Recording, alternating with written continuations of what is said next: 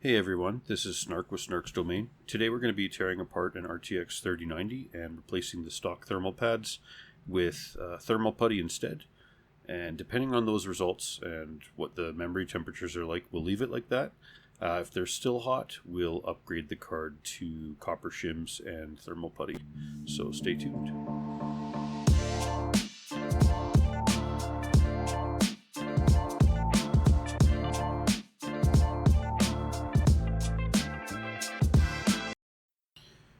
Alright, so we've got the card in a case by itself, no other cards beside it, and we're up and mining inside HiveOS. You guys can see it's only doing 116.3 megahash per second, and that's because it's throttled, because it's hitting that 110 Celsius on the memory junction temperature.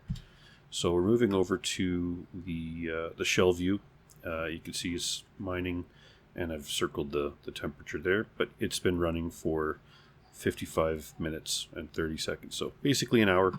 It doesn't take long for the temperature to stabilize. I'd say maybe 10-15 minutes tops, and after that it's pretty much just a flat line. So let's get to the putty job and see if we can improve this. Alright, so we got the card disassembled, and here we are applying putty to the backplate VRAM. I'm using a icing piping bag that you would see in like a bakery to decorate cakes and stuff. I found that worked the easiest over any other method.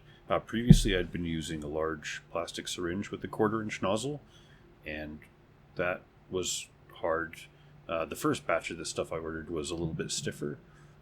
It must have been an older batch, and it only had like a 6-month shelf life sticker on it. I've still been using it. It's been working fine, but it is not as soft as the newest batch that I ordered. So, and the newest batch I've ordered has a 2-year shelf life. So, I'll probably use it all up before then, though.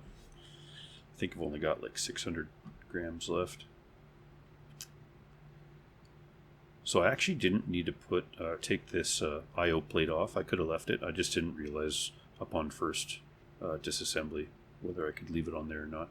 There's 3 little screws that attach to threaded holes next to the display ports in HDMI. And it's actually nice if you leave the bracket on, because then it actually holds the face of the card off of whatever mat you're using when you're working on the backplate side. And you shouldn't have to like press down on anything on the back, so you're not going to be flexing the card or anything. It just rests on the 8-pin power output and the fan outputs there.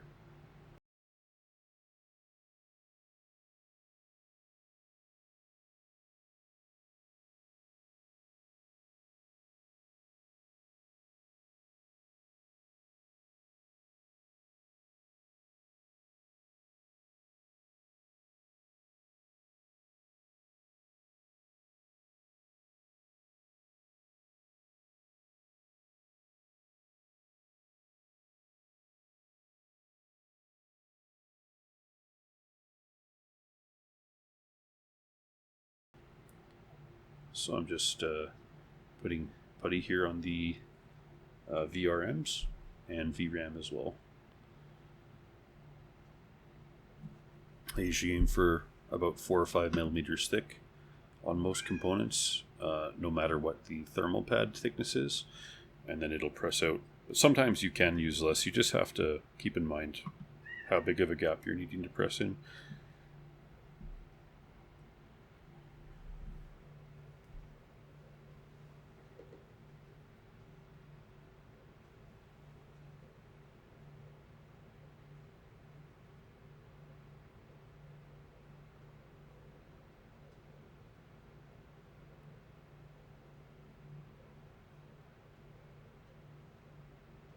So I'm weighing the putty here just to see how much I've used, and I'll post that in the bottom of the video and how much that would have cost in putty. I usually order it in a 1 kg tub.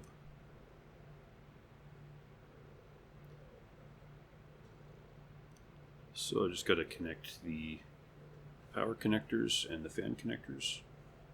I believe that black one is an RGB connector, and the other 3 color-coded ones are for the fans. It's nice that EVGA does color-code them. It makes it a lot easier. And we'll do a little start pattern. I like to do 2 screws first, and then press down the other side, just to get them started, and then I do the start pattern after that. You don't want to over-torque these either. You don't need to crank on them. Once they stop, you don't continue to force it. These are fine machine screws, so it's, yeah, delicate. You don't want to break a screw off at all. That would be a nightmare. I can't imagine trying to like drill one of those out. So yeah, that's the card back together, and let's see what the effect is. Okay, so we've got a bit of an improvement. We're down to 100 degrees Celsius on the memory junction temperature. No longer throttled, we're mining at 120.3 megahash per second. And this has been running for 50 minutes, 30 seconds. You can see it was down at 98 there as well, but it was honestly bouncing between 98 and 100 degrees Celsius. So let's go one step further. Let's install Copper Shims with Putty, and we'll see what that can do. Alright, so we're taking the card apart here. I've already taken the screws out, and you can see the putty sticks really well to both the PCB and the cold plate. And it might look really messy, but there's a really easy way of cleaning this stuff up, and that is to use a thermal paste spreader. You're basically using it like a little spatula. Actually, I think I've seen a Amazon ad where it was called a spatula, but yeah, I'm using a thermal Geizzly one. It came with a tube of thermal paste that I bought off Amazon. You can also buy them individually if you don't feel like buying a tube just to get a paddle. I think they're $5-6 kind of thing. So, and I'm putting all the used thermal putty onto a piece of parchment paper. I plan on using this putty again. I'm not going to use it on this card simply because it would be hard to get it into the piping bag that I've already got full with other putty. So, but there's nothing wrong with this stuff. It's only 2 days old. Even if it was 6-8 months old, I'd probably use it again. Actually, I'm not going to throw any of my putty out. I'm going to keep testing it long term and see how it does. They don't make this stuff anymore, unfortunately, which really sucks. Here you can see my previous application of thermal paste had really good spread and contact.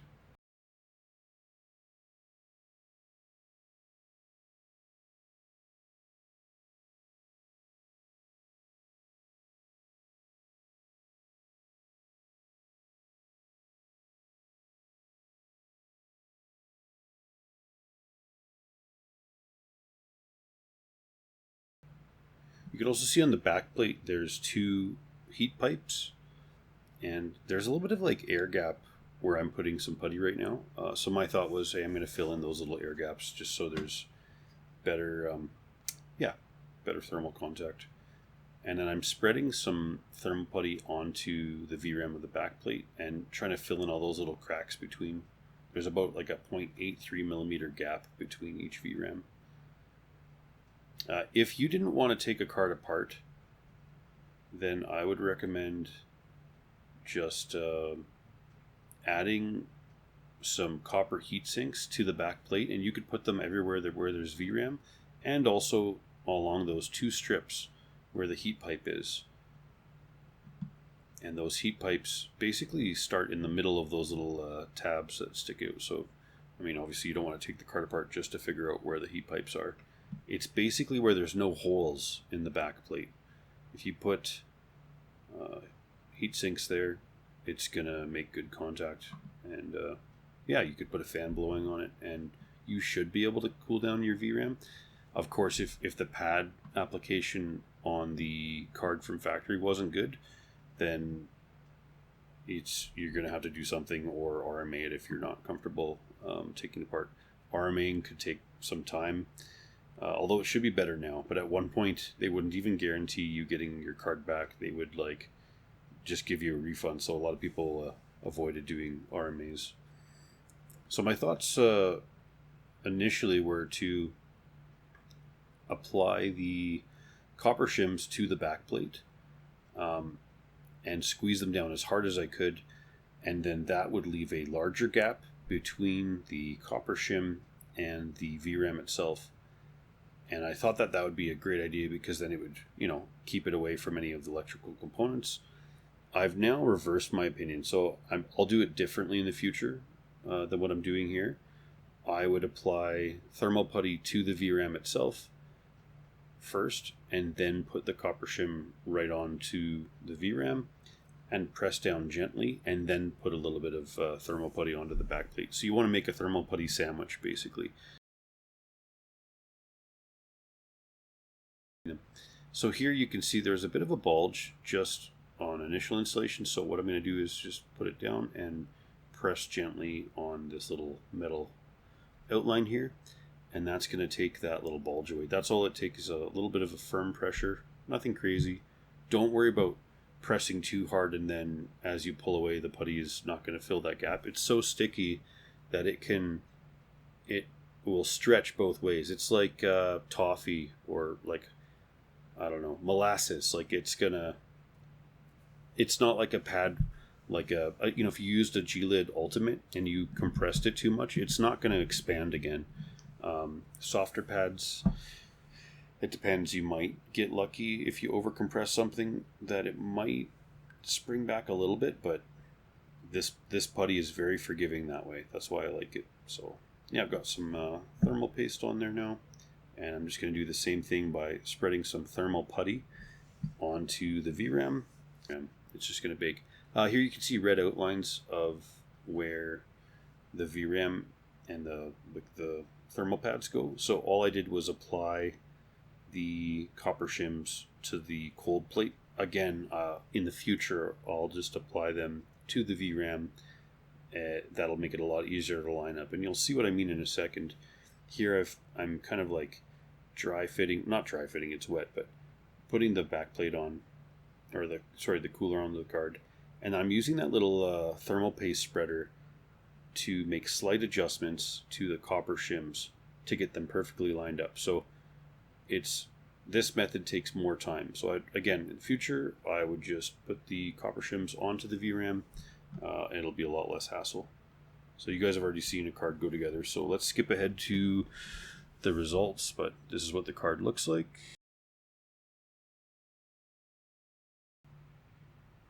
Alright, so yeah, there it is.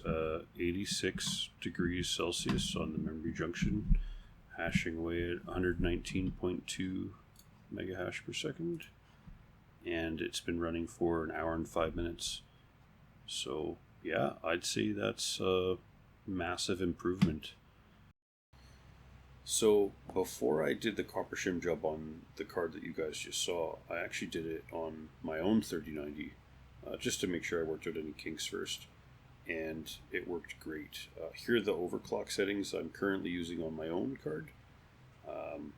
Pretty aggressive, but it's been stable, and you can see, yeah, 125.68 megahash per second, 13 hours, 44 minutes when I took that snapshot. So seems pretty solid. I could probably push it a little bit further. I might still do that. That'll be for another video, I think. And I've also got another video coming up where I'll be testing out critical 20 watts per meter Kelvin thermal pads, and I'm also going to cut a copper disc and do a comparative video with, you know, putty, Copper Shim putty with my test apparatus, and see how long it takes to get to 100 degrees Celsius. So yeah, if you guys want to catch that content, feel free to hit the like and subscribe, and I'll catch you guys on the next one.